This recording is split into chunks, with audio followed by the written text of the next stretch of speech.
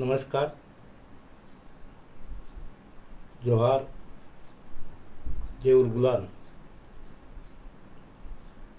उलगुलान एक साहित्यिक चळवळ या लाईव्ह पेजवर येणाऱ्या सर्व साहित्यिक रसिकांचे मी मनापासून आभार मानतो, स्वागत करतो. आणि आमचे मित्र डॉक्टर सखाराम डाकोरे सरांनी जे हे पेज सुरू केलं, या पेजद्वारे खऱ्या अर्थानं उलगुलान जे नाव आहे ते उलगुलान या नावाला शोभेल असे आतापर्यंत 40 व्याख्यानं झालेले आहेत आणि खूप मान्यवर लोक या व्याख्यानाकरता इथं आलेले आहेत. त्यांच्या पायाची धूळसुद्धा मी नाही आहे. मित्रांनो, सरांनी फार सुंदर अशी व्याख्याने आयोजित केलेली आहे आणि एकेका साहित्यिकाला बोलावून, एकेका कवीला बोलावून, एकेका विचारवंताला बोलावून त्यांनी हे व्याख्यान ठेवलेले आहेत. खऱ्या अर्थानं हा कवी जो आहे डाकोरे सर, हे सामाजिक जाणीवेचे कवी आहेत आणि आजच्या समकालीन कवितेमध्ये त्यांचं नाव घेतल्याशिवाय कविता पुढे जात नाही असं म्हटलं तर वावगे होणार नाही. आणि एक कार्यकर्ता चळवळीचा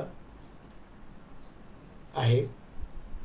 मित्रांनो, मी आणि माझी अभिव्यक्ती या सत्रामध्ये आज मला इथं बोलावलं. माझा पूर्ण परिचय मी सुरुवातीला देतो की मी डॉक्टर गोविंद गायकी, राजे छत्रपती महाविद्यालय इथं एक प्राचार्य आहे. तसा माझा जन्म सातपुड्यातील जळगाव जामोद तालुक्यात सातपुड्यामध्ये जे धानोरा गाव आहे तिथं झाला आहे. त्याच्याच बाजूला पाळा ज्याला म्हणतो आपण, ते छोटे छोटे पाडे असतात, त्या थनातखेड नागेटी हे गाव आहे. माझं आडनाव गायकी असल्यामुळे साहजिकच माझ्याकडे गायी भरपूर होत्या आणि लहानपणापासूनच माझा गायी चारण्याचा हा व्यवसाय होता माझ्या वडिलांचा. संध्याकाळ झाली की त्या पाळ्यावरती सर्व आदिवासी मुलं मुली, ज्याला आखाडा त्याला म्हणतो आपण, त्या आखाड्यावरती यायचं आणि मग तिथं रात्रीच्या 9-10 वाजेपर्यंत गाणे म्हणायचे, नाचगाणे चालायचे. या भिलाला, बारेला, ढानका, मानकर, कोरकू, निहाल असे आजूबाजूच्या परिसरात आदिवासी जमाती होते. ज्या भिलाला बारेला संस्कृतीमध्ये मी वाढलो, त्या भिलाला बारेला संस्कृतीविषयी मला सांगावं असं वाटते, त्या भाषेविषयी मला सांगावं असं वाटतं. कारण ही संस्कृती, ही भाषा, आदिवासी बोलीभाषा ह्या नष्ट होण्याच्या मार्गावरती आहेत. म्हणजे आमच्या जळगाव जामोद तालुक्यामध्ये जे नेहाली बोलीभाषा बोलल्या जाते त्यामध्ये फक्त 800-850 लोकच तेवढी भाषा बोलतात. आता ती जर 850 लोक धीरे धीरे जर या जागतिकीकरणाच्या संपर्कात आले तर ती भाषा नष्ट होऊन जाईल, ती संस्कृती नष्ट होऊन जाईल. म्हणून आम्ही या बोलीभाषेवरती काम करण्याचं, छोटंसं काम करण्याचा प्रयत्न करून राहिलो. त्यांचे लोकगीताचं संकलन, त्यांच्या शब्दांचं संकलन करण्याचं काम करतो. का करावं तर ही बोलीभाषा इतकी समृद्ध बोलीभाषा आहे की तुम्हाला एक साधं उदाहरण सांगतो की या बोलीभाषेमध्ये इतर भाषेमध्ये जे शब्द आहेत ते शब्दाचं व्यापकपणा मला दिसणार नाही. उदाहरणार्थ आपण जर घेतला की कोकिळा, त्या म्हणजे कावळ्याला कावळाच म्हणतो आपण, मादीला कावडी नाही म्हणत, परंतु तिचं कागला, कागली, त्याचं पिल्लू असं तर कोयलू, हे इतकी समृद्ध बोलीभाषा आहे. या बोलीभाषेचा अभ्यास झाला पाहिजे.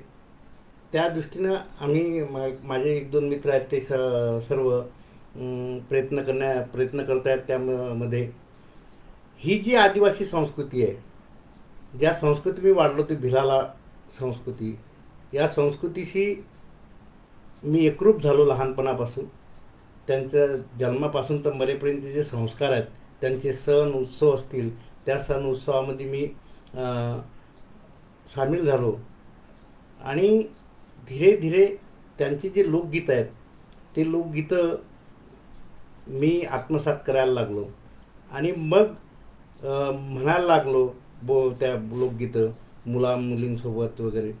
आणि जेव्हा तिथं शिक्षणाकरता एक शिक्षक आम्हाला शिकवायला आले, तर त्यांनी म्हणजे त्या काळामध्ये त्या आदिवासी पाड्यावरती शिक्षक हा 15 ऑगस्ट आणि 26 जानेवारीला यायचा. ध्वजारोहण केला सकाळी की तो 12 वाजता निघून जायचा ध्वज उतरून, अशी अवस्था होती. परंतु एक शिक्षक आले होते, त्या शिक्षकांनी जीवाभावाने सर्व लोकांना शिकवलं आम्हाला. आणि धीरे धीरे आम्ही अभ्यासाकडे, जे हाती काठी होती काठीची लेखणीकडे वळलो आणि मग कविता काय असते ह्या गोष्टी आम्हाला धीरे धीरे समजायला लागल्या. नंतर हायस्कूल कॉलेजचं शिक्षण, कॉलेजमध्ये मित्र मिळाले आणि मला जे शिकवणारे सर मिळाले ते सर होते नारायण कुलकर्णी कवठेकर, त्या दशकातले कवी आहेत. तर तो मोठा कवी मिळाला, त्यामुळे कविता काय असते हे कळायला लागली. आजच्या घडीमध्ये जे नव्वदोत्तरी साहित्यामध्ये खऱ्या अर्थाने ज्यांचं काम आहे ते रवींद्र इंगळे चावडेकर असो का मंगेश नारायण काळे, रमेश इंगळे उतरातकर, मनोज पाठक, हे सगळी मंडळी माझे मित्र कंपनी तिथं मला मिळाली लहानपणी. तेव्हा कविता, यांच्या कविता मी नुसतं पाहायचो, याला कविता म्हणतात याची चर्चा मी ऐकायचो. पण माझ्या एक लक्षात असं आलं की नवीन काहीतरी दिल्याशिवाय, या कवितेमध्ये वेगळं पण असल्याशिवाय तुम्हाला इतर कविता करणं काही सोपं नाही आहे. नाही तर खूप कविता संग्रह येतात, त्या कवितेमध्ये भर पडतो, पण वेगळं पण देणं खूप आवश्यक आहे. ज्या आदिवासी संस्कृतीमध्ये मी वावरलो, त्या भिलाला बारेला, त्या आदिवासी संस्कृतीची जी जीवन पद्धती आहे ती जीवन पद्धती मी माझ्या कवितेत आणण्याचा प्रयत्न केला. ती जीवन पद्धती इतकी उज्ज्वल संस्कृती आहे की त्या संस्कृतीमध्ये जर लहानपणापासून तर मरेपर्यंत हे निसर्गाशी कसं एकरूप होते जीवन, जसा ऋतू बदलतो तसा तो बदलतो. जसं लहान मूल झाल्यानंतर दिवाळीच्या वेळेस त्याला नवधानी त्या धानावरती झोपवल्या जाते, त्या मातीत त्याला जेव्हा पाऊस पडतो तेव्हा पहिल्या पावसात त्याला भिजवलं जाते, त्या मातीत त्याला खेळवला जातो.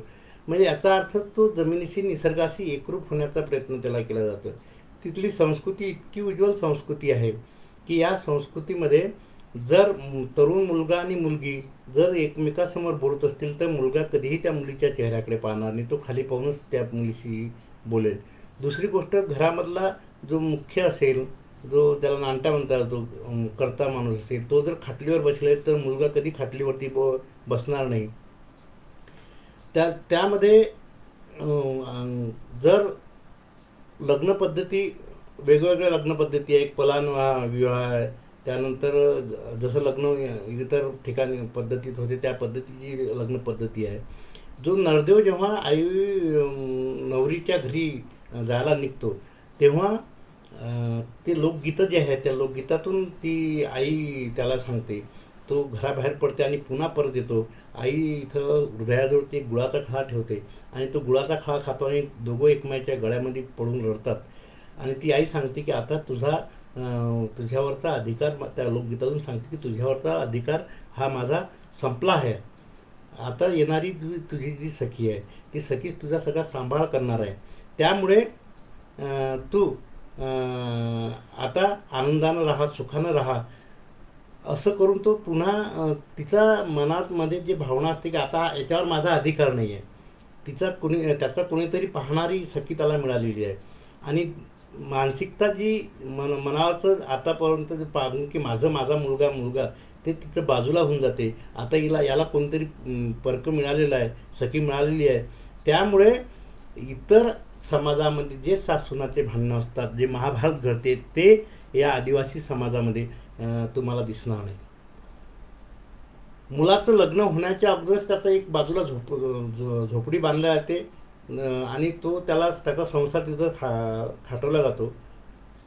इतकी उज्ज्वल संस्कृती आहे की मेल्यानंतर म्हणजे गोड जेव्हा त्याला दफन केलं जाते किंवा त्याचे जाळल्या जाते त्याच्या ते क्रिया झाली की आंघोळ केली की ताबडतोब सगळ्यांना गोड फुटाणे किंवा जिलेबी असेल जे आणले असेल बाळून ते खाऊन म्हणजे मृत्यूला भी आनंदाचा उत्सव मानणारी ही संस्कृती आहे. हे इतकी उज्ज्वल संस्कृती आहे. ती माझ्या कवितेमध्ये मी नंतर म्हणजे हे सगळे आलेलंच आहे. माणसा माणसाला या संस्कृतीविषयी जर लोक इतर म्हणतात की आदिवासीला संस्कृती म्हटली की काही आहे म्हणजे पाहण्याचा दृष्टिकोन त्यांचा वाईट असतो. पण उज्ज्वल संस्कृती अशी आहे की जेव्हा ज्या ठिकाणी गापला बांधला जातो तिथं झुला बांधला जातो. मेल्यानंतर तो आत्मा तो येऊन बसतो त्याच्यावर झुल्यावरती झुला घेतो. म्हणजे मेल्यानंतरचंही जग त्यामध्ये आहे. एखाद्या संताला जे कळलं नसेल ते या संस्कृतीला कळलेलं आहे. एवढी उज्ज्वल संस्कृती आहे. ही भाषासुद्धा समृद्ध बोली भाषा आहे. हे भाषा टिकल्या पाहिजेत. कारण काय मी जेव्हा या पाठ्यपुस्तक मंडळावरती होतो वारूदादा सोनवणे होते. आम्ही दोघांनी या आदिवासी साहित्य बालभारतीवरती आदिवासी साहित्याचं पहिल्यांदा जर तुम्ही पाहिलं असेल तर अनेक आदिवासी कवींच्या कविता लावण्याचा प्रयत्न केला. बिरसा मुंडा धडा जो आहे चौथीला होता. गोंडी भाषेतली कविता लावण्याचा आम्ही ते लोकगीत लावण्याचा प्रयत्न केला. मी लावले त्यासाठी आणि विद्यार्थ्यांसाठी त्या बोलीभाषेतून शिकवायला जावं म्हणून त्याचा अनुवाद करून त्या बोलीभाषेतले शिक्षकांना बोलावलं. त्यांनी अनुवाद केला आणि कारण काय असते की पहिल्यांदा सर्वात महत्त्वाची मारेकरी असते ना तर ही इतर भाषाच आहेत आदिवासी बोलीला. कारण त्याचा संपर्क इतर हिंदी मराठीशी आला की तो स्वतःची बोलीभाषा विसरायला लागतो. कारण ही शिक्षणाची जी बोलीभाषा आहे त्याला ते एक तर कळत नाही अशी अवस्था होते. म्हणून आपल्या भाषेतून शिक्षण दिलं गेलं पाहिजे असं मला वाटतं. कारण काय की जेव्हा एखाद्या समाजाचं शोषण केलं जात असते तेव्हा पहिल्यांदा त्याची भाषा बंद केली करतात. तर माझी या बाबतीत एक कविता अशी आहे ते मी तुमच्यासमोर करतो की डेरेदार झाड तोडायच्या आधी साठत असतात झाडाची एक एक फांदी. डेरेदार झाड तोडायच्या आधी साठत असतात झाडाची एक एक फांदी. मुळासकट झाडाचं अस्तित्व नष्ट होण्याची असते एक ती नांदी. झाड कापलं खोड उपटलं की लावतात त्याच्या जागी आपल्या सोयीनं विदेशी पामटेरी. मग त्याच्या रंगहीन गंधहीन पाना फुलांना बळी पडतात रानातले रावे. त्यांनी फेकलेल्या जाळ्यात आपोआप अटकत जातात पाखरांचे थवे. मग मायबोलीच्या गळ्याला नख देऊन शिकवली जाते पोपटांची बोली. मग आपोआपच पडत जाते त्यांच्या पायात गुलामीची बिडी. मग आपोआपच पडत जाते त्यांच्या पायात गुलामीची बिडी. हेही धन्याचे गोडवे गाण्यात आनंद मानतात. सूट बूट में आया कन्हैया बँड बजाने को. इकडे जगाच्या नकाशावर पुसली जाते त्यांच्या अस्तित्वाची आकृती. तर यांना कसं कळत नाही की एक भाषा नष्ट झाली की नष्ट होते संस्कृती. एक भाषा नष्ट झाली की नष्ट होते संस्कृती. एक भाषा जर नष्ट झाली तर ती पूर्ण संस्कृतीच नष्ट होते. आणि कारण एक एक शब्द जो आलेला असता भाषेतला तो संस्कृतीतून आलेला असतो. आणि संस्कृती जर नष्ट झाली तर माणूस गुलामीचं जे पत्कारते आणि मग बाह्य समाज जो सांगेल त्या पद्धतीनं वागण्याचा प्रयत्न तो केला जातो. आदिवासी समाजावरती आज अनेक आघात सुरू आहेत. आज जर तुम्ही बघितलं तर तिथं लाईन पोहोचली नाही, तिथं शिक्षण पोहोचलं नाही. पण सर्व धर्मांतराच्या चळवळी तिथं पोहोचलेल्या आहेत. मग ती हिंदू धर्म चळवळ असो का मुस्लिम असो का ख्रिश्चन असो सर्व लोकांनी तिथं ते लोक पोहोचलेले आहेत. ती मंडळी पहिल्यांदा त्याच्या संस्कृतीवरती त्याच्या भाषेवरती आघात करते. म्हणून ही जी बोलीभाषा ती आत्मसन्मानाची बोलीभाषा आहे. ती टिकली पाहिजे या दृष्टीनं आम्ही काम करतो आहे. माझी जी कविता आहे तर ही कविता जेव्हा मी लिहायला सुरुवात केली कारण काय कविता लिहिणं काही साधं सोपं नसतं. असंख्य कविता माझ्या ज्या आहेत त्या मी तशाच फाडून फेकलेल्या आहेत. कोण्या कविता प्रभाव आपल्यावरती नसावा. आपलं जे ओरिजिनल आहे ते ओरिजिनलच आपण मांडलं पाहिजे. आपलं जीवन जे आहे ते आपणच मांडलं पाहिजे. हे मी सर्व हे कविता वाचत असताना जेव्हा मला मराठी विषय जेव्हा मी घेतला तेव्हा मला कळलं की आपण थोड्या मोठ्यांच्या कविता आपण वाचल्या पाहिजेत. आणि त्या वाचत असताना मी माझं जीवन काय ते मी मांडण्याचा प्रयत्न केला. आदिवासी शब्दकळा ज्या होत्या त्या शब्दकळा मी त्यात प्रामाणिकपणे मांडण्याचा प्रयत्न केला. मग जसं जसं मग मी विचार करायचो, विचार करूनच कविता लिहायचो, त्याशी समरस व्हायचो. मी विचार केला की ही शेतीचा शोध कोण लावला असेल. मग माझ्या लक्षात आलं की बा इथं पाणवठ्यावरती 7 आसराच का असतात. मग एक लक्षात आलं की ह्या आसरा म्हणजे ह्या सप्तमाता आहेत, 7 राण्या आहेत आणि यांनीच खऱ्या अर्थानं शेतीचा शोध लावलेला आहे. असं माझ्या वाचनातून, ऐकण्यातून, लोकगीतातून, लोककथेतून धीरे धीरे माझ्या मनाचं भरणपोषण होत गेलं. आणि मग मी माझ्या कवितेत लिहिलं की 7 कुळाच्या 7 सप्तमाता, 7 कुळाच्या 7 सप्तमाता आसरा म्हणून पुजती. पाणी पिताना पशुपक्षाच्या विष्ठेतून जन्मशेतीला देती. गर्भार होई ओले बीज, येई धरतीला झोंब. तळ्याकाठी पसरली हिरवी देवभाताची थोंब. तळ्याकाठी पसरली हिरवी देवभाताची थोंब. पहिल्यांदा शेतीचा शोध लावला तेव्हा पहिलं अन्न जे होतं असं म्हणतात की भाताचं होतं. आणि इथून शेतीची सुरुवात झाली. तसे त्याच्या अगोदर माणसाच्या ज्या विकासाच्या अवस्था आहेत त्या अन्नवेचक अवस्था आहेत, शिकार अवस्था आहे, पशुपालन अवस्था आहे आणि कृषी अवस्था आहे. चाकाला दिली गती दोघं सोबत होती. चाकाला दिली गती दोघं सोबत होती. बीज जमिनीत पेरता थांबली युगायुगाची भटकंती. मी वेचित होती फळे फुळे, मी वेचित होती फळे फुळे. कंदमुळे शोधित जाई तो हत्यार घेऊन राणी. शिकार करीत जाई तो चारत होता गाई. मी पेरत होती भुई. तो चारत होता गाई, मी पेरत होती भुई. चैतन्याच्या गर्भी आसमंत फुलत राई. चैतन्याच्या गर्भी आसमंत फुलत राई. जमीन नांगरताना बडीवर्तानं केली खेळी. जमीन नांगरताना बळीवंतानं केली खेळी. चारी मेरा बंदिस्त झाले पायात टाकली बेडी. चारी मेरा बंदिस्त झाले पायात टाकली बेडी. हे वेगळंपण आणि जे आदिम जीवन ते मी माझ्या कवितेत मांडण्याचा प्रयत्न केला. आणि मग धीरे धीरे जे महाराष्ट्रातले नामवंत साहित्यिक मंडळी यांची भेट होत गेली आणि त्यांनी सांगणार हे वेगळं आहे, तू लिहित चल. मग मी खूप कविता संग्रह वाचले आणि यांनी काय मांडलं, त्यांनी काय मांडलं, आपण काय मांडायला पाहिजे हे आणि तो प्रभाव, कोणाचा प्रभाव आपल्यावरती येऊ नये याची जाणीवपूर्वक मी विचार केला. आणि थोडे रचनाबंध जे आहेत ते वेगळे मी या माझ्या कविता संग्रहामध्ये, येणाऱ्या कविता संग्रहामध्ये मी दिलेले आहेत की वेगळं पण का असावं. कवितेचा अंतरंग आणि बहिरंग यात बदल झाला म्हणजे कविता वेगळी असते. नाहीतर मग हजारो कवी, एखादा कवी जर मोठा असेल तर त्याच्या प्रभावाखाली येतो आणि तोचपणा तो लिहायला लागतो. तर त्याच्यापासून आपण सावध राहिलं पाहिजे हे मला त्याचं भान या सर्व मोठ्या लोकांमध्ये राहून मला आलं.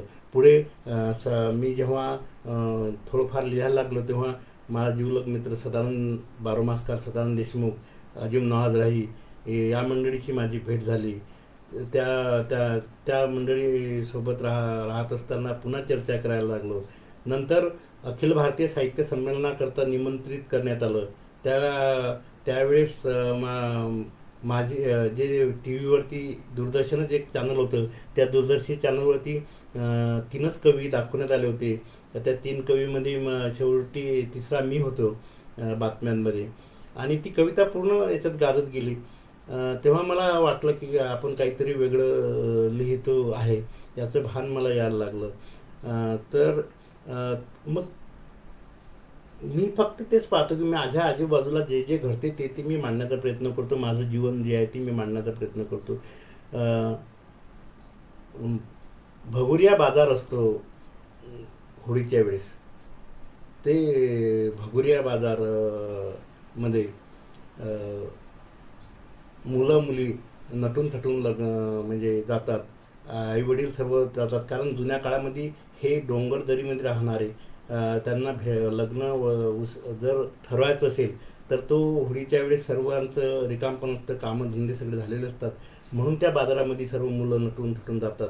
आता ती माझ्या कवितेत मी मांडण्याचा प्रयत्न केला की ती माझी बहीण नटून थटून ती बाजाराला कशी जाते, तर त्यातल्या प्रतिमा प्रतीकं जे आहेत ती पळस, त्यानंतर पाचीपिंगा म्हणजे एक भिंगुरडा जो स्वप्नाळू किळा असतो तो, ती आलेल्या प्रतिमा, त्यानंतर साळींदरांचे साळींदर पक्षी आलेला आहे, तो काटेरी, त्यानंतर असं म्हणतात की जेव्हा वाघीण प्रेमात असते तेव्हा ती सुंदर असा आवाज काढते, जेव्हा नागिनीचा प्रेमात असतात तेव्हा ती चावडी तरी त्याच्यातून विष पडत नाही. म्हणजे असं समजुती जे आहेत ते या कवितेत आलेले आहेत. आणि काय असतं की इथं तुझ्या घरी काय तुझ्या म्हणजे किती आहे इस्टेट, मुलगा काय करतो वगैरे हे पाहून दिला ते, तेव्हा त्या तसं पाहायला जात नाही मुलाबाबतीत. तर सुखाला सुद्धा लाता मारल्या तर दुःख त्याच्या नशिबी म्हणजे त्याच्या जीवनामध्ये येत नाही. तर हे या कवितेत मी मांडण्याचा प्रयत्न केला. जगर म्हणजे आमच्याकडे ते बिट्ट्या भासतात रोडगे, त्याला विस्तवाचं ती एक प्रतिमा या कवितेत आलेली आहे.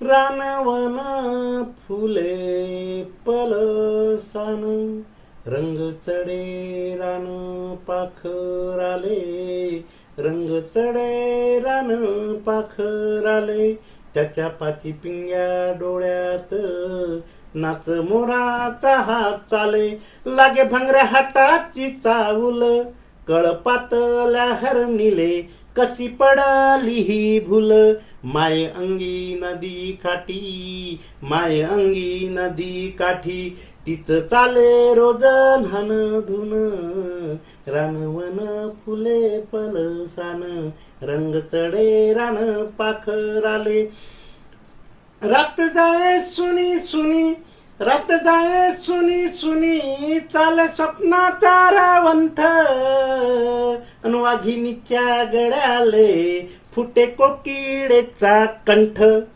अमृताचे थेंब पडे, अमृताचे थेंब पडे, नागिणीच्या दातातून, रानवन फुले पलसान, रंग चढे रान पाखराले, फुले उधाडूनी देता, फुले उधाडूनी देता, काटे दूर दूर सरे, वेदनेच्या जगराले, फुटे शब्दांचे झरे, फुटे शब्दांचे झरे, नवतीचे कोंब फुटे, सायडीच्या पंखातून, रानवन फुले पलसान, रंग चढे रान पाखराले, त्याच्या पाची पिंग्या डोळ्यात नाच मोराचा चाले. यातल्या प्रतिमा प्रतीक हे जे आहेत, ही शब्दकळा जी आहे आदिवासी भाषेतील, बोली भाषेतील, तर ती या कवितेमध्ये मी आणण्याचा प्रयत्न केला. एक वेगळं मांडण्याचा मी प्रयत्न केला. दुसरी एक अशीच कविता आहे, त्यात एक पलायन विवाह पद्धती आहे की त्या मी आठवते मला जवळजवळ 90च्या अगोदरची घटना असेल, 85-86च्या दरम्यान, 84ची घटना असेल. त्या 84च्या घटनेच्या वेळेस माझा मित्र, एक आदिवासी माझा मित्र आले, मी जसं मुलगी पाहायला जातात त्या पद्धतीनं पाहण्याकरता गेलो. तर त्याने मध्यस्थी ठरवलं की संध्याकाळच्या वेळेस तू ये. काय असतं की मनामध्ये काय चाललेलं आहे हे काही समजत नाही त्याच्या मनात काय होतं. तर ती पाण्याचा घडा घेऊन आली, त्या नदीच्या काठावरती झिरा उपसला तिने, आणि झिरा उपसता तिनं त्याच्याकडे बघितलं, त्यानं त्याच्याकडे बघितलं, आणि तसाच तो हंडा ठेवून दिला. आणि तो हंडा ठेवून दिल्यानंतर याच्यासोबत निघाली. तेव्हा हा मला म्हणजे गोविंद ढाच, म्हणजे पळ आता. मी म्हटलं का, अरे म्हणे, मग त्याने सांगितलं की असं आहे, ही आता माझ्यासोबत येत आहे, त्यामुळे आपण आता इथून पळून जायचं आहे. आणि तिथं वडाची, ज्याला वाक्यावडं होते, झाडं होते, त्या झाडावरती आम्ही पूर्ण रात्र काढली आणि त्यांनी मला सांगितलं पद्धत अशी ती 3 दिवस तू त्या पोरीला त्यांना जंगलात राखलं पाहिजे, तिचे रक्षण केलं पाहिजे. आणि यदा कदाचित जर आईवडिलाच्या त्या गावच्या लोकांच्या हाती जर पडलं त्या रात्री किंवा काही, तर त्याचं कमी जास्त किंवा भांडणं होऊन त्यात कमी जास्त होण्याची शक्यता खूप दाट असते. तर तो सगळा प्रसंग माझ्या कवितेत मी मांडला. त्या प्रेमाचा मी सकाळी उठून आल्यानंतर, तर त्याला मी ही कविता अर्पण करतो.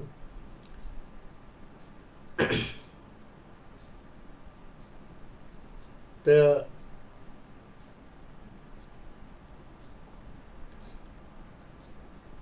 हऱ्या हऱ्या काकड दडी भिगी भिगी रात गेली, भिगी भिगी रात गेली, भोर झुंजू मुंजू आली. हऱ्या हऱ्या काकड दडी भिगी भिगी रात गेली, भिगी भिगी रात गेली, भोर झुंजू मुंजू आली. निल्या निल्याला माते पडे किरणाचा सडा, पाणी आणण्याच्या बाण्यानं दमडी घेऊन आली घडा. निळ्या निळ्याला माते पडे किरणाचा सडा, पाणी आणण्याच्या बाण्यानं दमडी घेऊन आली घडा. नाही लागली ही झोप रात शहारत गेली, कांजून आली. हऱ्या हऱ्या काकड दडी भिगी भिगी रात गेली, भिगी भिगी रात गेली, भोर झुंजू मुंजू आली. झिर उपसता उपसता झिरा, झिर उपसता उपसता फुटे झिऱ्यातून झिरे, लांडोरीच्या टाहोलेही मोर फुल विपी सारे. झिर उपसता उपसता फुटे झिऱ्यातून झिरे, लांडोरीच्या टाहोलेही मोर फुल विपी सारे. तिच्या करभार डोलामा लंकिनीची फुले आली, रात बिगी बिगी गेली, रात बिगी बिगी गेली, भोर झुंजू मुंजू आली, रात बिगी बिगी गेली. पाणी भरता भरता, पाणी भरता भरता झाली नजरा नजर, जांभूळ बनाले अवकानी, कसा फुटला मोहर. झिर उपसता उपसता फुटे झिऱ्यातून झिरे, लांडोरीच्या टाहोलेही मोर फुल विपी सारे. पाणी भरता भरता झाली नजरा नजर, जांभूळ बनाले अवकानी, कसा फुटला मोहर. कागलीच्या खोप्यातून, कागलीच्या खोप्यातून कोयली उडूनच गेली, रात बिगी बिगी गेली, रात बिगी बिगी गेली, कांज झुंजू मुंजू आली, रात बिगी बिगी गेली, भोर झुंजू मुंजू आली. असा रंगला हा खेळ, असा रंगला हा खेळ, असं झिंगल हे रान, रात गेली उलटून नाही रायल हे भान. असा रंगला हा खेळ, असं झिंगल हे रान, रात गेली उलटून नाही रायल हे भान. अजगराच्या जिभेलेही सयदाची गोडी आली,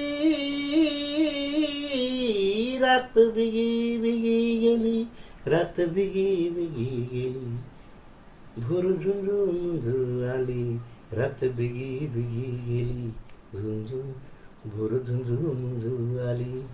असं हे प्रेमविषयक जीवन या कवितेतून मी असं वेगळं मांडण्याचा थोडाफार प्रयत्न केला.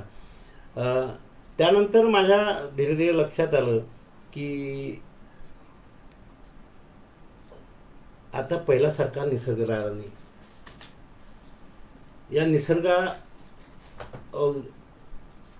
जे जागतिकीकरणाच्या नावाखाली, सुधारणेच्या नावाखाली उद्ध्वस्त व्हायला लागलेला आहे. तर तो आपल्या कवितेमध्ये चा विषय जो आहे तो यायला हवा. त्याचं खूप चिंतन मी केलं. माझ्या एक लक्षात आलं की जेव्हा या सर्व डोंगरातून जेव्हा रेल्वे गेली, तर त्या रेल्वेमध्ये खूप मोठे दगडं जे होते ते दगडं घेऊन जायचे लोक, मोठमोठा तिथं त्यानंतर ते खनिज जे होते खनिज घेऊन जायचं. मग डोंगर पोखरायला लागला. मग माझ्या एक लक्षात आलं की हे झालं नागिनीसारखं आहे सगळं. मग माझ्या कवितेत तो विषय आला की खोप्यांनी लदबदलेल्या झाडावरती नागिनीने सरसर चढून पिल्लांसह पक्षी करून टाकावे फस्त. तशी जंगलात रेल्वे लाईन आली आणि जल जंगल जमीन नष्ट झाली. जल जंगल जमीन नष्ट झाली. मानवी बलात्कारित नदी. पशु कधी बलात्कार करत नाही. पाशवी बलात्कार शब्द चुकीचा शब्द आहे. मानवी बलात्कारित नदी रडून रडून आटून गेली. ऐन पावसाळ्याची आतोंडी तिच्या गर्भपातात सारे गावं वाहून गेली. तिच्या गर्भपातात सारे गावं वाहून गेली. फसवी रासायनिक शेती ना विझवी पोटातील आग. काळ्या भूमीच्या देहाले फुटला पांढरा कोड. पिढीजात झाडं कापून केली गरजांची पूर्ती. आता उरली सुरली झाडं पेशाने पेटून उठतात. घेतात आपल्या पूर्वजांचा बदला. माणसालाच फांदीला लटकून देतात फाशी. माणसालाच फांदीला लटकून देतात फाशी. कोणी उद्ध्वस्त केली घरटी. रानातून हुसकून दिले पक्षी. झाडाच्या ढोलीमध्ये अजगरांनी केली वस्ती. म्हणजे मला आश्चर्य वाटते की तिथलं अभयारण्यासाठी तिथली जी माणसं आहेत ते माणसं हुसकून द्यायची राहणारे. तुम्ही साधी गोष्ट नाही की तिथलं जमिनीचं त्याचं जे नातं असते ते नातं किती घट्ट असते. त्याला सांगायचं की उद्या इथून तुला जायचं आणि पैसे त्याच्या हातावरती टाकायचे काहीतरी आणि तू कुठेही निघून जायचं. त्यानं कुठे भटकायचं. ही अवस्था जी मानसिकता झाली. आणि तिथं काय राहतंय तर तिथं अजगर राहतील. तिथं प्राणी राहतील. तर म्हणजे प्राण्यांची पेक्षा त्या म्हणजे प्राण्यापेक्षाही बदतर परिस्थिती ही आदिवासी जीवनाची व्हायला लागलेली आहे. हे माझ्या कवितेचा विषय मी झाला पाहिजे. कुपोषणाचा जो विषय आहे तो माझ्या कवितेचा विषय माझा झाला पाहिजे. मला सर्वात महत्त्वाची गोष्ट जो शेतीशी तो निसर्गाशी कसा एकरूप होता. शेतीशी कसा एकरूप होता. तो त्याच्या जीवनामध्ये आनंद होता. परंतु या विकासाच्या नावाखाली तो कसा उद्ध्वस्त होत गेला तो मी एका माझ्या कवितेमध्ये मांडण्याचा मी प्रयत्न केलेला आहे की निसर्गाशी एकरूप होताना बाप. निसर्गाशी एकरूप होताना बाप जसा ऋतू बदलतो तसा बदलत जायचा. निसर्गाशी एकरूप होताना बाप जसा ऋतू बदलतो तसा बदलत जायचा. जीवनात दुःख नव्हते असे नाही. जीवनात दुःख नव्हते असे नाही. पण त्यालाही चैतन्यात न्हाणायचा. त्याला साधली होती जीवन जगण्याची कला. हव्यासाला मूठमाती देऊन निसंग सौरी झाला. निसर्गाच्या आचारसंहितेचा त्यानं कधीच केला नाही भंग. निसर्गाच्या आचारसंहितेचा त्यानं कधीच केला नाही भंग. वर्तमानात जीवन जगताना आपल्या मस्तीत दंग. त्याला अवगत होती पशुपक्ष्याची भाषा. त्याला अवगत होती पशुपक्ष्याची भाषा. संवादातूनच टिपायच्या निसर्गाच्या हालचाली. त्याला आधीच लागायची येणाऱ्या नैसर्गिक संकटाची चावूल. वेळीच परिस्थितीवर मात करून अलगद संकटांना देत होता हूल. कधी कधी तो रानातल्या पिकाशी बोलायचा. कधी कधी तो रानातल्या पिकाशी बोलायचा. कोरड्या नक्षत्रात फुलपाती गाळू नका हिम्मत धरा म्हणून तो पराठीच्या कानात सांगायचा. कधी कधी तो रानातल्या पिकाशी बोलायचा. कोरड्या नक्षत्रात फुलपाती गाळू नका हिम्मत धरा म्हणून पराठीच्या कानात सांगायचा. बापाचंही पिकही बापाचं बोलणं ऐकायची. लोक बापाला टोंग समजते म्हणून असे आपसात कुजबुजायची. पेरणीच्या घाती तो कधीच वाजू द्यायचा नाही ढोल. पेरणीच्या घाती तो कधीच वाजू द्यायचा नाही ढोल. म्हणायचा ढोलाच्या कर्कश आवाजाने जमिनीच्या आत जळून जातील पेरलेले बीजाचे उगवते कोंब. बासरीच्या मंजूर स्वराने टरारून येतात वर कोंब. बासरीच्या मंजूर स्वरांनी टरारून येतात कोंब. म्हणून तो चारी मेरा बासरी वाजवत फिरायचा. पीक डोलायला लागली की तो लेकरासारखं क्रोळायचा. सुगीच्या दिवसात पिकासोबत मांदलच्या तालावर नाचायचा. त्याच्या समृद्ध जगण्याचा जगाला हेवा वाटायचा. आता रानातून समृद्धीचा महामार्ग गेला आणि त्याच्या जगण्यातील समृद्धी फिरून गेला, त्याच्या जगण्यातील समृद्धी फिरून गेला.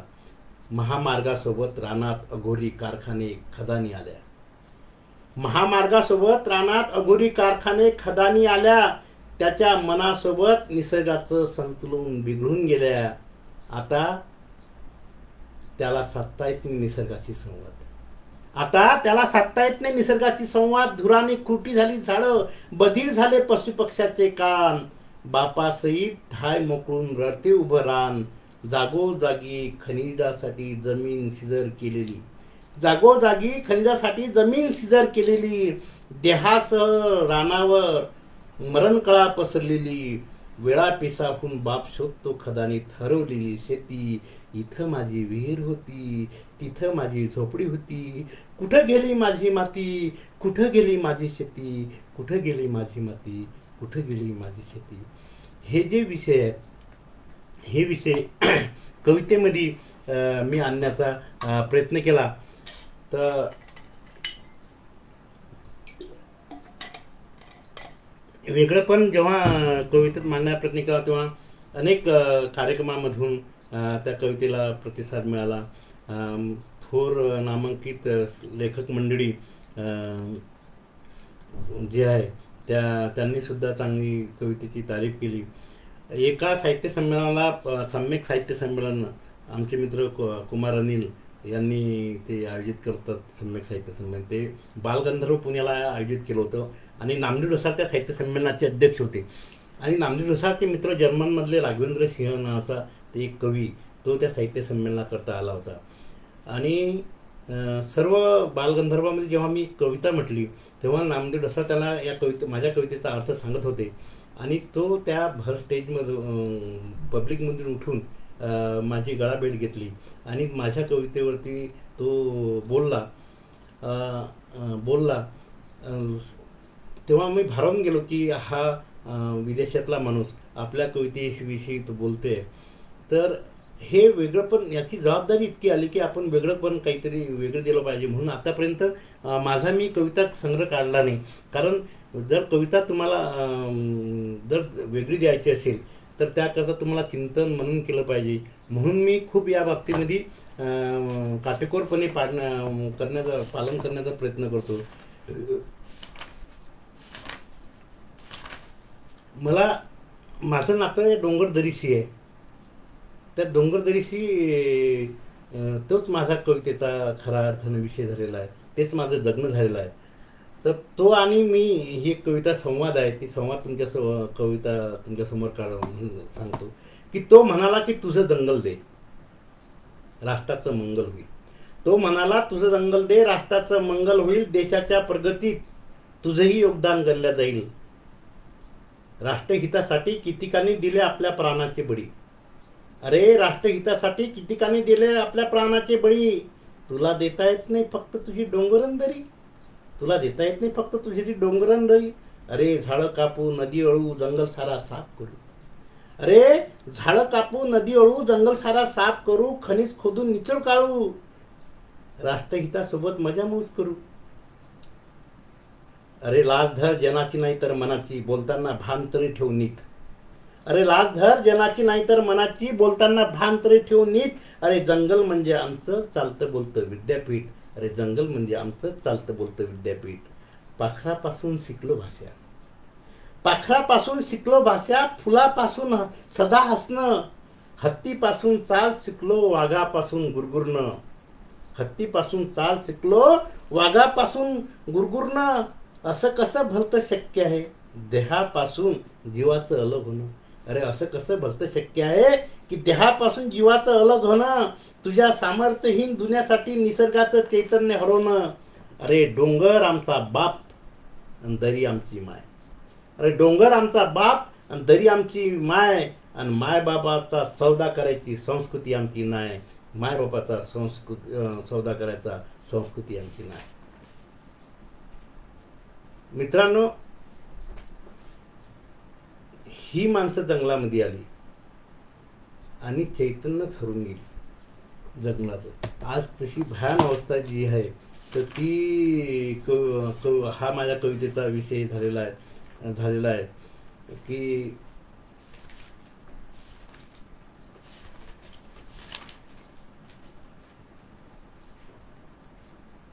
कोळ्या सागाच्या पानावर जी कविता आहे तो कुपोषणाचा जो भाग माझा एक लक्षात म्हणजे तुम्ही विचार करा की लाखो रुपयाची ग्रँट ही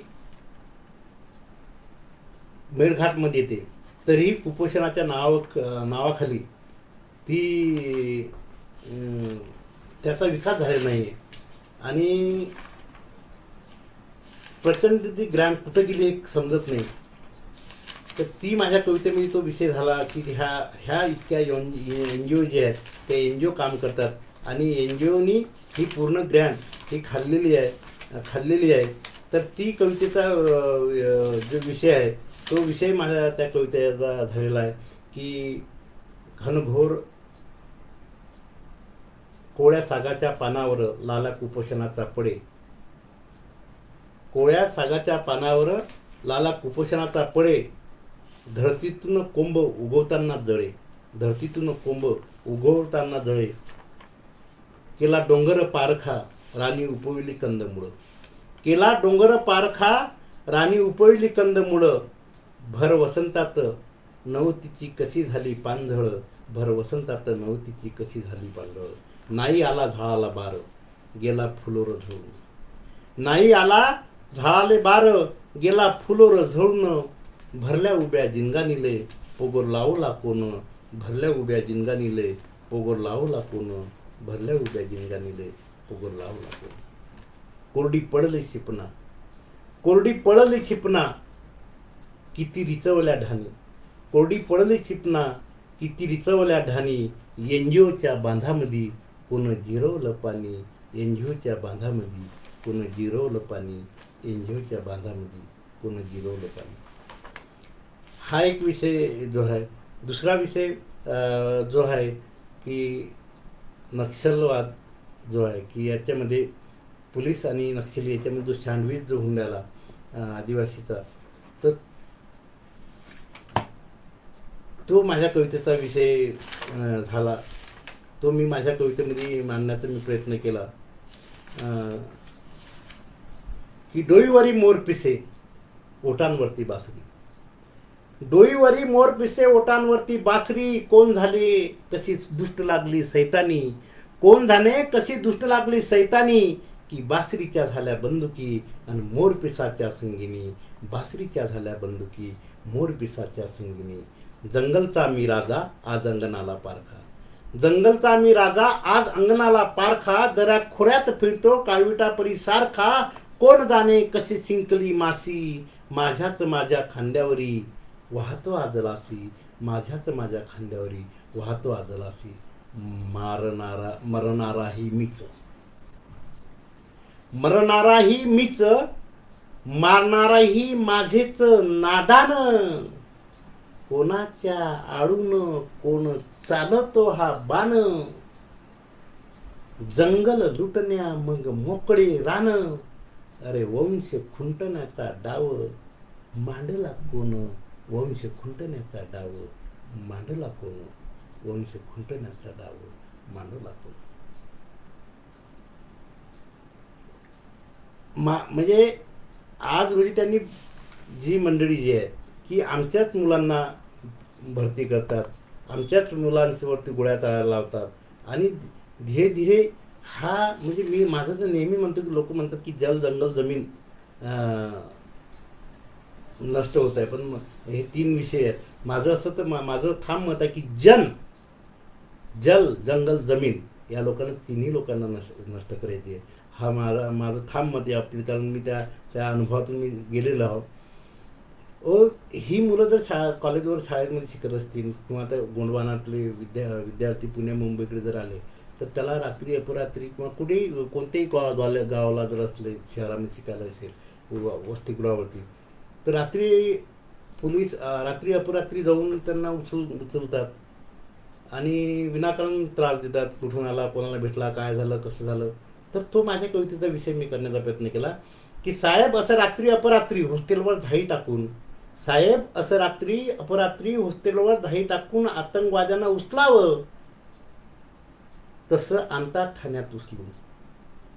विनाकारण देतात त्रास. काय विनाकारण देतात त्रास?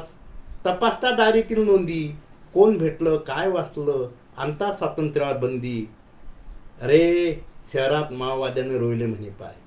अरे शहरात माओवाद्याने रोवले म्हणे पाय, त्याच्याबद्दल तुला काहीतरी माहीत आहे? साहेब, असल्या गोष्टीशी माझा संबंध कशाला जोडता? साहेब, असल्या गोष्टीशी माझा संबंध कशाला जोडता? तुमच्या दोघांच्या भांडणात माझा सँडविच कशाला करता? तुमच्या दोघांच्या भांडणात माझा सँडविच कशाला करताय? साहेब, तुमच्या जाताला आणि वर्गातल्या न समजणाऱ्या भाषेला. साहेब, तुमच्या जाताला आणि वर्गातल्या न समजणाऱ्या भाषेला कंटाळून वसतिगृहाला लागली गळती. मुलं अर्धवट शिक्षण सोडून जीव मुठीत घेऊन गावाकडे पडती. मुलं अर्धवट शिक्षण सोडून जीव मुठीत घेऊन गावाकडे पडती. साहेब, साहेब, शिकू द्यायचं नसेल तर तसं एकदा स्पष्टच सांगा ना. साहेब, शिकू द्यायचं नसेल तर तसं एकदा स्पष्टच सांगा. मला सर्व करते ह्या सगळ्या गोष्टी नुसता बहाणा आहे. मला सर्व करते ह्या सगळ्या गोष्टी नुसता बहाणा आहे. खरं सांगू साहेब, खरं सांगू साहेब, आमचा या देशात आदिवासी म्हणून जन्मायला येणं हाच खरा गुन्हा आहे तुमच्या नजरेत. तर हे जे सगळे विषय आहेत, हा विषय जे आहे ते मी माझ्या कवितेमध्ये मांडण्याचा मी प्रयत्न करतो. असे असंख्य विषय जे आहेत तो माझ्या कवितेमध्ये मी मांडण्याचा प्रयत्न केला. दुसरी गोष्ट, कुमारी मातेचा प्रश्न असेल, त्यानंतर जे शहरातली स्त्री आणि आदिवासी स्त्री हिचा जो फरक आहे तो माझ्या कवितेत मांडला. की ती म्हणते शहरातली स्त्री की रानसी तुझा खूपच शिवा वाटतो बाई. तर हे या कवितेमध्ये जे आहे सगळे जीवन,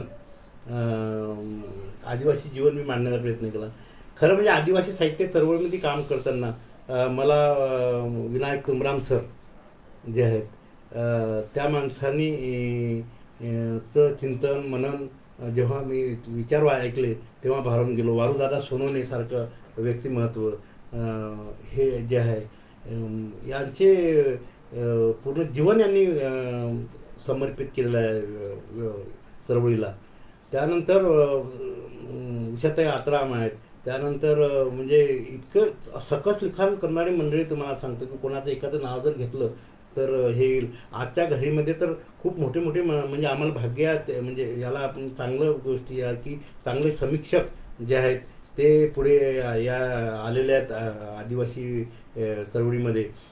तुम्ही प्राध्यापक तुकाराम ओंके सर सारखे, त्यानंतर विनोद कुंबरे सारखे, सुनील कुंबरे सर सारखे, पितांबर कोळापे सारखे जी मंडळी आहे ही चांगली त्याबद्दल लिहायला लागलेली आहे समीक्षेबद्दल. आणि ही याच्या अगोदरची मंडळी जी आहे की या कवितेचं योगदान एवढं महत्त्वाचं की मराठी समकालीन मराठीचा एकूण मराठीचा इतिहास लिहायचा असेल तर भुजंग मेश्रामची कविता टाळून तुम्हाला मराठी कवितेला पुढे जाता येणार नाही. इतकं समृद्ध मराठी कवितेला करण्याचा भुजंगने प्रयत्न केला आहे. अनेक कवी आहेत आजच्या पिढीमध्ये की ती वेगळं पण जे आहे कवितेमध्ये मांडलेलं आहे. कथेमध्ये बाबुराव मळावे सारखे आहेत, कवितेमध्ये बी आहेत, समीक्षेमध्ये पुष्पा गावित आहेत, माहेश्वरी गावित आहेत, कुसुम आलांता सारखे कवयित्री आहेत. असे कोणाकोणाचे नाव घ्यावं, एखादं नाव घेतलं तर येते. आणि अनेक चळवळी सुरू झाल्या. इकडे साहित्य अकादमी चळवळ सुनील गायकवाड चालवते, उलगुलांसारखी चळवळ चालवते. त्यामुळे आदिवासी साहित्य चळवळीला एक नवं रूप जे आहे ते आलेलं आहे. प्रभू राजगड सारखे चिंतन करतायत याच्यावरती. विचारवंत खूप आहेत याच्यावरती. कोणाचं म्हणजे तेच विसरून गेलो एखादा तर पुन्हा आफत येऊन जाईल माझ्यावरती. तर ही मंडळी तर जे जे आहेत तर ती मंडळी सर्व या साहित्य चळवळीला योगदान देण्याचा प्रयत्न करतात. आम्ही अखिल भारतीय उलगुलान साहित्य संमेलन जे आहे ते बुलढाण्याला घेतलं होतं. त्यात पूर्ण देशातून मंडळी त्या साहित्य संमेलनाला आली होती. तर ह्या कवितेसोबत चळवळीत काम करणं खूप आवश्यक आहे. नुसतं बोल घेवळपणा घेऊन चालणार नाही. बरं, असं कवितेविषयी आपण बोलूया की ती स्त्री जी आहे शहरातली उच्चभू समाजातली स्त्री, ती रानसई म्हणते तिला, की रानसई तुझा खूपच हेवा वाटतो बाई, रानसई तुझा खूपच हेवा वाटतो बाई, तुझं भयमुक्त जीनं तू जंगलची राणी, भयमुक्त जीनं तुझं तू जंगलची राणी, गालावरती हसू तुझ्या ओटावरती गाणी, वैभवाच्या पिंजऱ्यामध्ये मी सदा केवलवाणी, वैभवाच्या पिंजऱ्यामध्ये मी सदा केवलवाणी, रानसई तुझा खूपच हेवा वाटतो बाई, तुझ्या घराला नाही उमरा घे गगनाला झोके, तुझ्या घराला नाही उमरा घे गगनाला झोके, सुग्रीनीला मोहन्या नर झाडाला विणतात खोपे, सुग्रीनीला मोहन्या नर झाडाला विणतात खोपे, माझ्या नाकात व्यसन दोर दुसऱ्याच्या हाती, माझ्या नाकात व्यसन दोर दुसऱ्याच्या हाती, नाही मनाला पसंत तरी बांधती जलमाच्या गाठी, भगुऱ्यात रंगे पान सप्तरंगाची करी उधळण, ढोल बासरीच्या सुरावर तालावर सूर येती जुळण, गोटुलात होई उपनयन घेई जीवन संस्काराचे धळे, गोटुलात होई उपनयन घेई जीवन संस्काराचे धळे, मी व्यवस्थेचे गुलाम माझे गांधारीचे डोळे, मी व्यवस्थेचे गुलाम माझे गांधारीचे डोळे, बापाला होई ओझे भावाला वाटे किटकिट, बापाला होई ओझे भावाला वाटे किटकिट, नवऱ्याच्या हाताखाली बनली भोगाची बटीक, नवऱ्याच्या हाताखाली बनली भोगाटी बटीक, कोणी कापे मान, कोणी कापे मान कधी साटती नाकस्थन, कोणी कापे मान कधी साटती नाकस्थन, मातृसत्तेच्या आधी सणाले सुरुंग लावला कोण, मातृसत्तेच्या आधी सणाले सुरुंग लावला कोण, रानसई तुझा खूपच सेवा वाटतो. मित्रांनो, या काव्यामध्ये जे वेगळंपण मांडण्याचा प्रयत्न प्रत्येक कवीनं केला पाहिजे असं मला वाटतं. मी माझ्या करण्याचा प्रयत्न करतो. तर यामध्ये नवीन प्रतिमा प्रतिका की म्हणजे आपण ऐकलं आहे किंवा सुग्रण ही खोपा विणते, परंतु खऱ्या अर्थानं नर विणतात आणि नंतर दोघं ती निवड करते आणि त्यामध्ये दोघां मिळून मग ती पसंत केल्यानंतर त्या खोप्याचा तो पूर्ण खोपा करतात. असे प्रतिमा प्रतीक या कवितेमध्ये मी मांडण्याचा प्रयत्न केला. त्यानंतर माझ्या माझा जो एक प्रवास आहे तो म्हणजे खरा चित्रपट सृष्टीचा. तर ज्या गीताला दादासाहेब फाळके गोल्डन अवॉर्डसाठी नामांकन झालं, म्हणजे मी तर खऱ्या मला प्रामाणिकपणे सांगतो आणि स्वाभिमानाने सांगतो की या बोलीभाषेमुळे मला ज्या लोकांचे चित्रपट मी एखाद्या यात्रेच्या यात्रेमध्ये टॉकीजमध्ये तो 10 पैशाचा 5 पैसा पापड घेऊन खायचो, त्या चित्रपटातील पडद्यावरचे सगळे हिरोईन माझ्या कवितेचे फॅन झालेले आहेत. मला त्यांच्या पायाजवळ बसायची लायकीने ती माझ्या घरी येतात. माझे चांगले मित्र झालेले आहेत. अन्नू मलिक सारखा संगीतकार हा माझ्या गाण्याला संगीत देतो आणि ते गाणं दादासाहेब फाळके अवॉर्डसाठी नामांकित होते. ती गाणं मटा सन्मानसाठी नामांकित होते. हे माझ्यासाठी खऱ्या अर्थानं जे मिळालं ते मला या भाषेमुळेच मिळालं असं मी ठामपणे सांगतो. कारण त्या गाण्यामध्ये ज्या प्रतिमा प्रतीक जे आलेलं आहे, तुम्ही यूट्यूबवरही टाकलं आसूड गोंधळ गीत असं टाकलं की त्यातल्या ज्या प्रतिमा रानफुला तू घे भरारी साथ देतो रे संबळ, हे आनंद शिंदे आणि दिव्य कुमार जो हिंदीतला खूप मोठा गायक आहे त्यांनी गायलेलं आहे. माझे दुसरे 2 गाणे पुन्हा येत आहे. माझी कविता तुम्ही जी गाजलेली जी मैना कविता आहे ती कविता आता चित्रपटात येत आहे सरकती नावाच्या, जी म्हणजे CID मालिकेचे डायरेक्टर नंदू काळे हे काळत आहेत. सदानंद देशमुख यांची सरकती नावाची कथा त्या चित्रपटामध्ये मैना गीत आहे आणि एकच गाणं हे 2 वेळ आलेलं आहे. त्यामध्ये म्हणजे एक आदर्श शिंदे गाणार आहेत, दुसरी श्रेया घोषाल गाणार आहेत.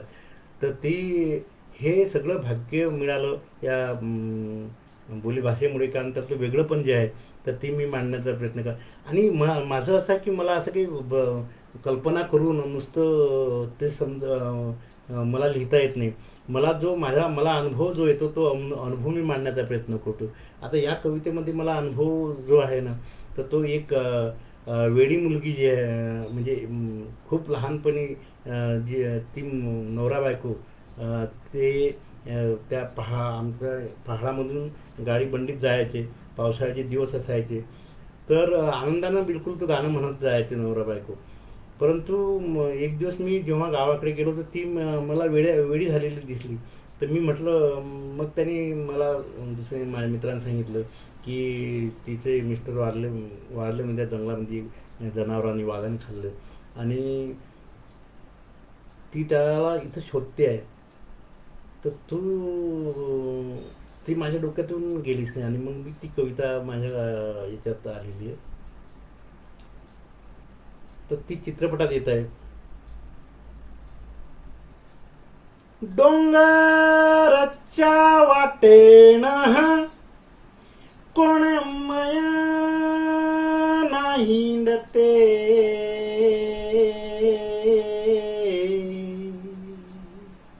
कोण माया हिंडते तिच्या रागोले धुंडते, कोण माया हिंडते तिच्या रागोले धुंडते.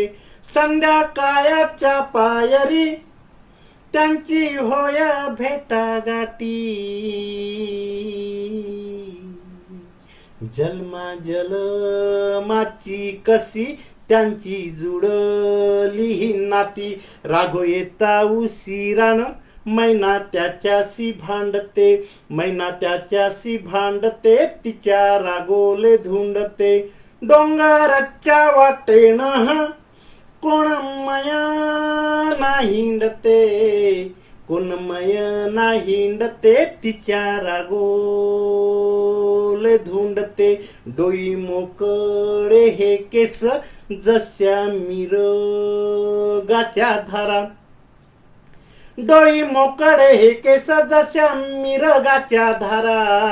तिच्या सुगंधाने कसा भुलला हा वारा, हाक पियाची ही येता पाऊल तीचही थांबते, पाऊल तीचही थांबते तिच्या रागोले धुंडते.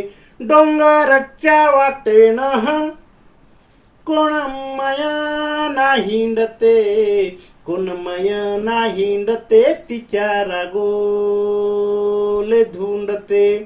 लाली तिच्या गालाची आभायात पसरली, लाली तिच्या गालाची ही आभायात पसरली. मस्ती चंद्र सूर्याची ही रूप पाहून जिरली.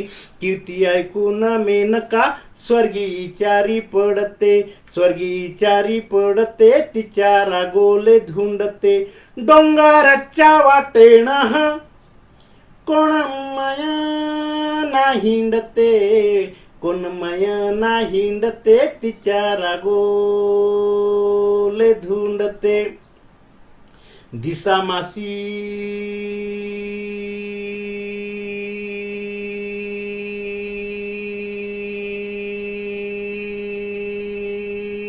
दिस कसे निघूनच गेले, कोण्या शिकाऱ्यानं कसे सावज हेरले. बाण शिकाऱ्याचा सुटून उर्मी राघोच्या बसते, उर्मी राघोच्या बसते तिच्या रागोले धुंडते. मैना झाली वेडी पिशी तिची उबगली काया, मैना झाली वेडी पिशी तिची उबगली काया. हा खेळ कोण्या नियतीचा नाही कळली रे माया. पाहून मैनेच्या रूपाले ढग आकाशी रडले, पाहून मैनेच्या रूपाले ढग आकाशी रडले.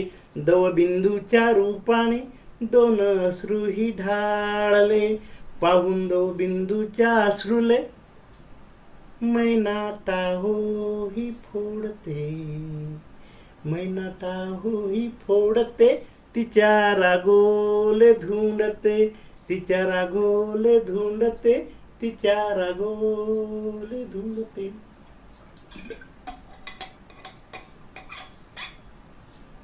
कवितेने या कवितेने खूप मला मित्र मिळून दिले आणि माझ्या प्रेम करणारी मंडळी मिळून दिली. उत्तम आंबोरे सर असतील, समीक्षक जो खूप विचारवंत आजच्या घडीचा, तो माझ्या कवितेवरती खूप प्रेम करतो. महेंद्र भवरे सर आहेत, सुनील अवतार, विनोद कुंबळे सर, ही जी मंडळी आहे सगळी मंडळी मला खूप जीवापाड यांनी प्रेम दिलं. नाहीतर मला या साहित्याचं याचं काही म्हणजे ज्ञान नव्हतं आणि काय लिहावं काय नाही. या लोकांपासून मी या लोकांनी मला सांगितलं, नाही तू या पद्धतीने लिहिलं पाहिजे, असं वेगळं, तू लिहि वेगळं असं. तर हे करण्याचा प्रयत्न करतो. आज तुम्हाला सांगतो की शहरामध्ये मुलांकडे नवीन काही नाही आहे आता या कवी साहित्यिक मंडळी. जे बाहेरचं आलं ते कधी आपण इंग्रजीतलं जे अनुवाद करतात आणि किती नवीन वेगळं मांडण्याचा दाखवण्याचा प्रयत्न करतात. तर आपल्याजवळ आपल्या दुकानामध्ये खूप मोठा माल आहे, मॉल आहे आपला. तर माझं एकच सर्वांना विनंती आहे की आपण आपल्या संस्कृतीमधलं आपलं जगणं जे आहे ते मांडलं तर वेगळं पण तुम्हाला दिसेल. चित्रपटसृष्टीमध्ये सुद्धा आज अनेक संगीतकार मला माझा ज्यांचे नावच फक्त मी ऐकले, मी खूप दूर राहतो चित्रपटसृष्टीपासून, तरी माझा तेच मंडळी फोन घेतात इकडून तिकडून, फोन घेऊन मला फोन करतात आणि सांगतात की तुम्ही या चित्रपटासाठी तुम्ही गाणं लिहिणार आहात का. त्या तुमच्या शब्दांमध्ये ताकद असली तर जग तुमच्याजवळ येते, हे मला कळून चुकलेलं आहे या कवितेच्या माध्यमातून. मला खूप या कवितेने या बोलीभाषेने दिली. मी मी काही अजून म्हणू शकतो. म्हणजे अनेक थोडं अजून बोलायचं झालं तर अनेक कवी मंडळी आहे, साहित्यिक मंडळी आहे आता या सरवडीमध्ये. शंकर बर्डी सारखे समीक्षक साहित्यिक आहेत, लोहकरेकर सारखे साहित्यिक मंडळी आहेत. ही सगळी मंडळी खूप ताकदीनं काम करते आहे. मळावी सारखे आहेत, अनेक मंडळी, आता या चळवळीला खूप चांगले दिवस येत आहेत. दाखोरे सरासारखा या माणसांनी तर उलगुणाल जे खरं नाव आहे ते आज सर्व मंडळी या पेजवरती आणलेली आहे. खरं त्या माणसाला, त्या कार्याला तर सॅल्यूट केला पाहिजे.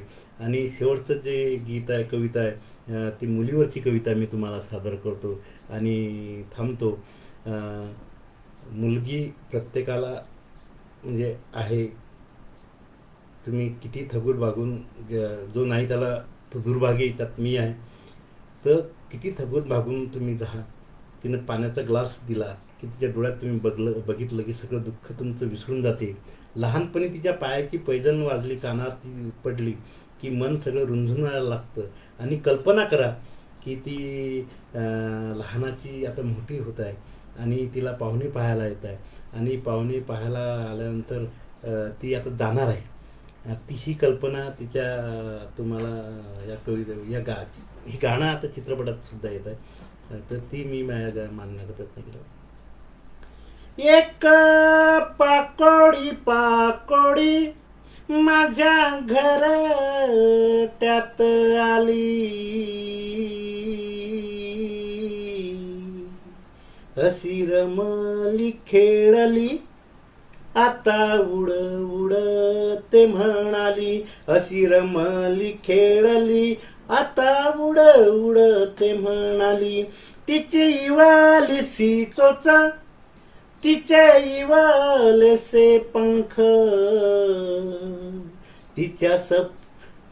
तिची इवालीसी चोचा, तिचे इवालेसे पंख, तिच्या पापणीत दाटे माझ्या जन्माचं हे सुख, माझ्या विराण जिंगाणीवर तिची मायेची सावली.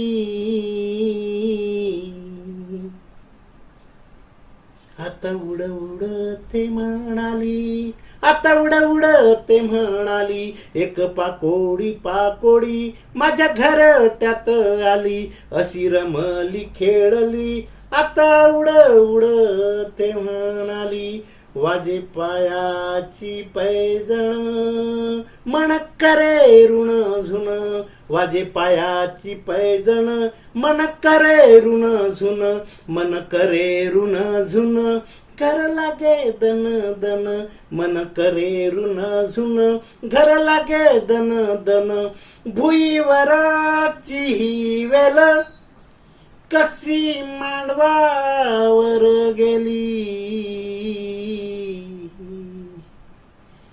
आता उड उड ते म्हणाली, आता उड उड ते म्हणाली, एक पाकोडी पाकोडी माझ्या घरट्यात आली, अशी रमली खेळली, आता उड उड ते म्हणाली, तिच्या स्वप्नातला मोर माझ्या अंगणात आला, तिच्या स्वप्नातला मोर माझ्या अंगणात आला, भर मांडवा मधी माझ काडीच खुडून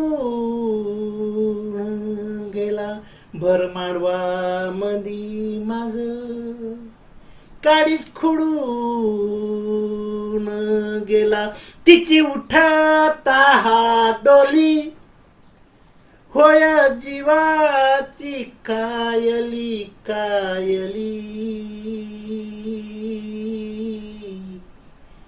आता उड उड ते म्हणाली, आता उड उड ते म्हणाली, एक पाकोडी पाकोडी माझ्या घरट्यात आली, एक पाकोडी पाकोडी माझ्या घरट्यात आली. धन्यवाद. सर्वांनी वेळ दिला त्याबद्दल मी सर्वांचे आभार मानतो. आणि खूप खूप मोठे मंडळी डॉक्टर ज्ञानेश्वर वालेकर सर आहेत, एमले सर आहेत, उत्तम भाऊ आहेत, ही सर्व खूप मंडळी लाईव्ह होती आणि सर्वांनी ऐकलं. त्याबद्दल चांगलं जे असेल ते चुकलं असेल तर माफ करा सर्वांनी. एवढं मी बोलतो आणि थांबतो. जोहार, जय सेवा, जय भीम.